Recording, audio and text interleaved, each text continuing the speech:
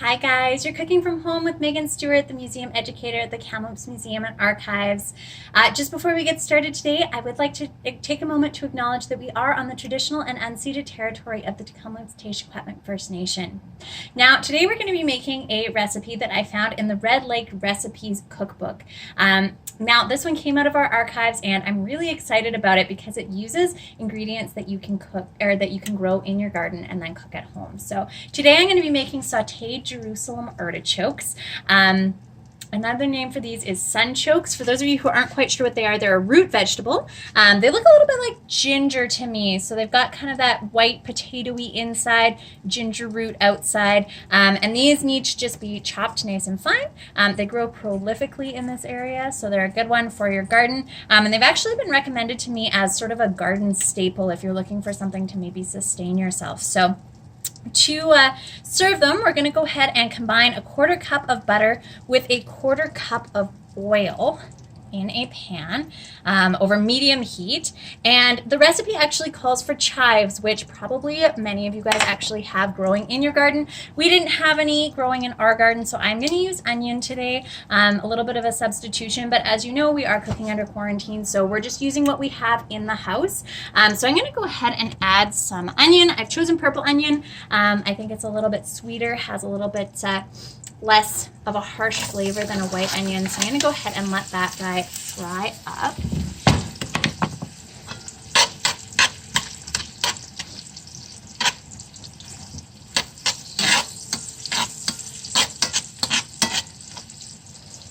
There we go. All right, so this is a pretty simple recipe, at least in terms of ingredients and actual cooking. You combine that 1/4 cup of butter, 1/4 cup of oil with a 1/4 cup of chives, or in this case onions, a little bit of salt and pepper. Add the sunchokes or the Jerusalem artichokes. They're going to saute for a bit, and then you actually finish it off with a cup of cider vinegar.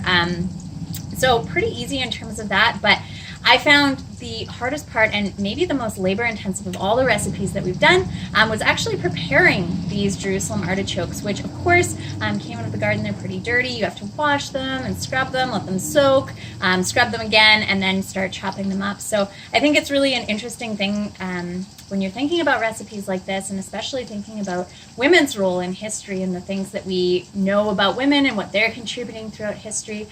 Just the amount of time it took me to clean these sunchokes and chop them up and get them ready to be fried. Like, if you can imagine doing that at every meal, for every fruit, for every vegetable, for every piece of meat, having to really put in that preparation time, it tells you a little bit about what women's lives must have been like. So my onions are starting to look good. They're starting to smell good.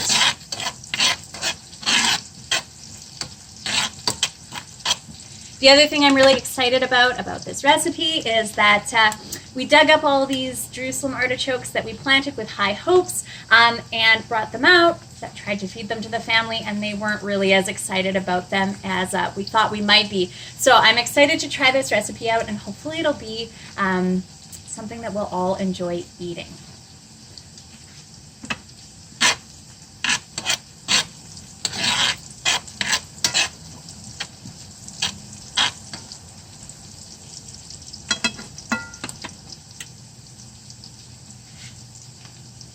All right, so our onions are looking pretty good. They're starting to take on a little bit of a lighter color, lighter texture. Of course, onions and chives have a bit of a different flavor, so I'm not sure what difference this will make.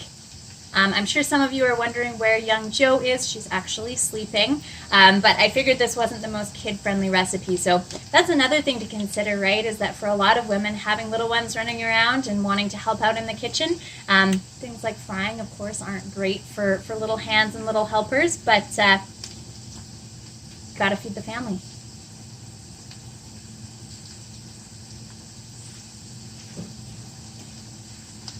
So I'm going to go ahead and add some salt and some pepper. This recipe calls for 1/2 teaspoon of each. So we'll just add this to the mixture.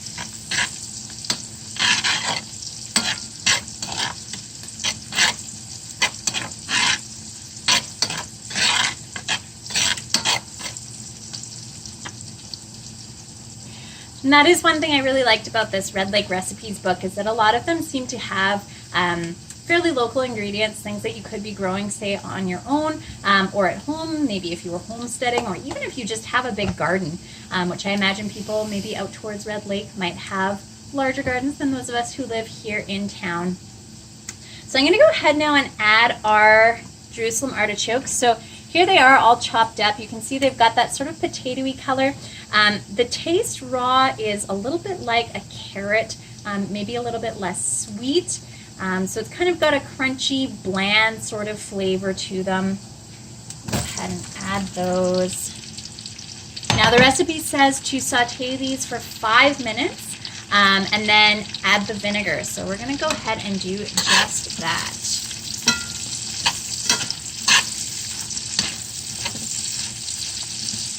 So this gives you an idea of what our sunchokes look like here in the pan.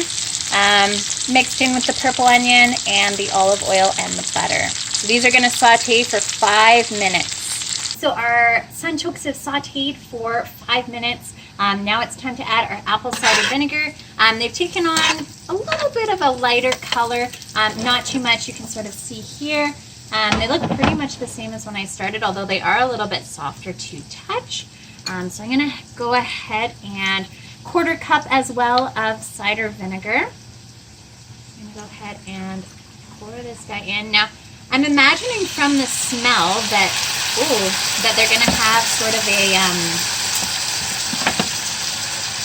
salt and vinegar chip type flavor to them, but we shall see. Now, from the recipe, we're going to bring these to a simmer. So they've started to simmer already, and then we're going to let them just simmer for 5 more minutes. So I'm going to pop a lid on here. There we go. So I think maybe part of the problem when I was cooking these is they started to get a little bit mushy once they were cooked. I was trying to kind of cook them sort of a cross between a carrot and a potato, serve them with a little bit of butter, but I think perhaps this will go over a little bit better, so we shall see. So once they've been brought to a boil, simmer for 5 minutes with that 1/4 cup of cider vinegar. So our sunchokes have been sauteed for 5 minutes. Then we added some cider vinegar and let them simmer for 5 minutes. So this is our end result. Some of them have turned a little bit brown. They've gotten a little bit browned on the bottom. Some of them not so much. Now the instructions in the recipe are to just take them off the heat and serve them as is. The onions have taken on a really beautiful caramelized kind of texture to them. And I thought from the smell that they were going to have sort of a salt and vinegar potato chip type taste to them, but those sunchokes have this very earthy sort of smell and hopefully flavor to them as well. So I think they might end up being a little bit more earthy, a little bit more dense than, say, a potato chip. So I set a piece off to the side for myself to cool. You can see I chose one that's gotten a little bit browned in the pan. So they've maintained sort of a crispiness to them. So they're not soft or squishy or mushy or anything like that. And they have sort of an almost sweet, earthy flavor to them with a little hint of onion to them and some salt and pepper. So I like these. I would serve them. Feel free to send me any tips if you know how to cook Jerusalem artichokes or have any ideas for how we might serve them. But other than that, I'm going to take these and test them out on the Old Family. Thank you so much for joining me, guys. See you next time.